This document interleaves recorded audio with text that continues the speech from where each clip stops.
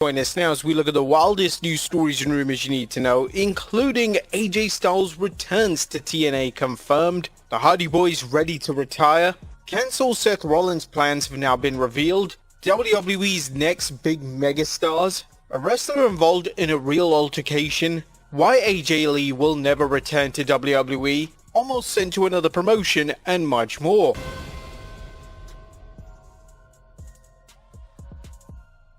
Our first story looks at AJ Styles confirmed for a TNA return.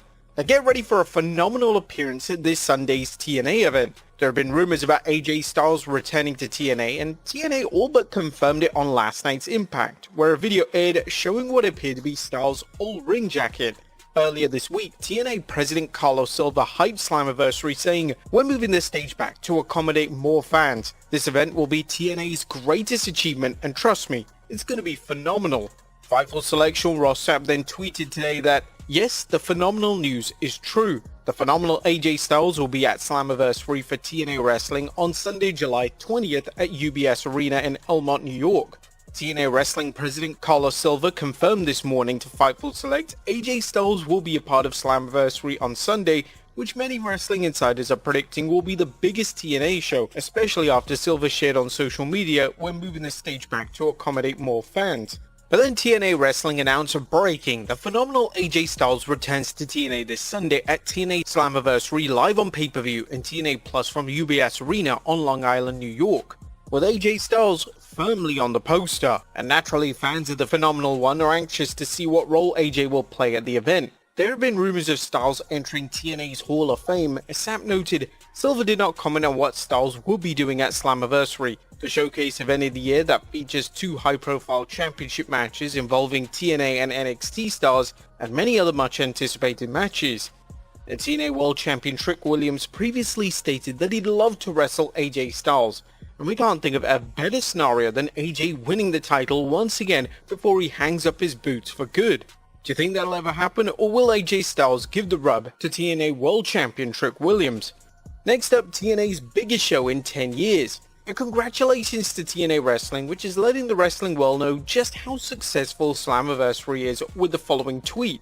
Major Slammiversary update. TNA Wrestling confirmed that all floor seats are officially sold out for this Sunday's showcase event at the UBS Arena in New York. Plus, Slammiversary will be the biggest attendance of any TNA show in more than 10 years, and it is projected to be the largest crowd at any TNA Wrestling live event in the US in company history. Now, it's actually crazy to see how far TNA have come from those dying days in the early 2010s. One of their biggest pay-per-views of the year, Bound for Glory, only had like a handful of fans, and most of the seats in the arena were totally empty. They've literally done an Undertaker and pulled their hand right up from out the grave. Next up, the Hardy Boys ready to retire. Now, are the Hardy Boys retiring? Jeff and Matt Hardy hinted at this during last night's Impact as brother Matt prepared to battle First Class, the Rascals, and TNA World Tag Team Champions Nick and Ryan Nemeth in a ladder match for the titles. Ringside News' Felix Upton noted that the Hardys' intense promo during the Go Home show for Slammiversary mentioned, "If we don't win the World Tag Team titles at Slammiversary, maybe it's time for the Hardy Party to end." Jeff said, looking straight into the camera. Matt followed up with a brutally honest reflection on where they stand today, saying they don't want to be the shelves of themselves and acknowledge that the business will move on without the Hardys. Do you think the Hardys should hang up their boots, or should they have one final run, that being in their home, the WWE? Next up, the SummerSlam card's still being planned. The SummerSlam will be 2 nights for the first time in WWE history, but fans still don't know what matches will be held on which night. Now, according to the Wrestling Observer newsletter, they're providing a look at what WWE has been thinking over. The SummerSlam card originally was scheduled John Cena vs Cody Rhodes as a second night main event, and at the time there was talk of possibly adding a stipulation that's not been determined yet. Now, given how big John Cena's farewell tour is being pushed, it seems obvious that Cody vs Cena will take place at night 2, but what kind of stipulation will they have added to the match? Will it be that Cody can't challenge John Cena for the WWE Championship again if he loses? And to be fair, that's not going to be long since Cena's going to be gone by December though. What do you guys think? Next up, cancel Seth Rollins plans have been revealed. Our wrestling fans are still wondering what Seth Rollins' injury status is, and while we don't know the details, a new report from The Observer suggests what WWE's original plans for Rollins' Money in the Bank cash-in were specifically for Mr. Money in the Bank to do an injury angle at last week's Saturday night's main event show. We do know now from multiple people that the plan was to do an injury angle on this show and have Rollins leave, and then he would shockingly return at SummerSlam in the Gunther vs CM Punk match and cash the briefcase in and win the title, with the idea that he and Paul Heyman outsmarted everyone. Quite frankly, I thought that was a brilliant idea. Now, some have speculated the entire injury is work, while others claim that Seth had a pre-existing injury that he needs time off for, and that the Saturday night's main event angle was designed to give him time off.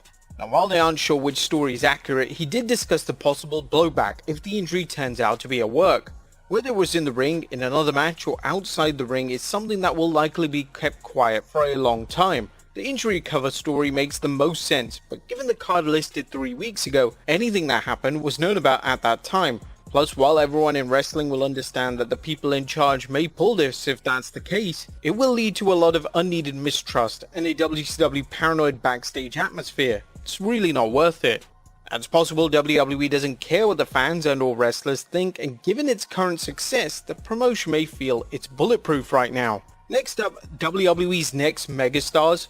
Now, who are the future faces of WWE? While WWE is brimming with talent, this week's Observer has an eye-opening story on who WWE sees as its future megastars. Besides the current headliners like Rhodes, Rollins, Reigns, and Punk, given Cena leaves at the end of the year, the idea right now is to groom Ripley, Fatu, and Breakker to be the people with them and eventually in those spots. I believe that Ripley is the obvious long-term face of the women's division going forward.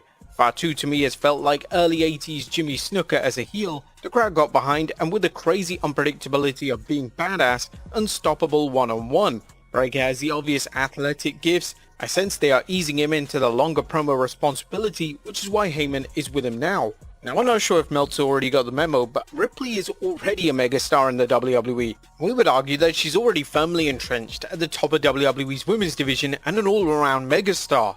The WWE has so many talents that fans are ready to embrace that it's only a question of the promotion taking the time to book talents that could become main eventers or generational talents.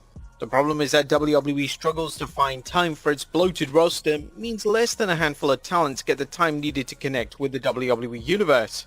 Next up, even bigger things headed for Jacob Fatu. Now, while it seems obvious that WWE has big plans for Jacob Fatu, a new story from WrestleVotes Radio is just the latest example of how much WWE sees in the Samoan werewolf.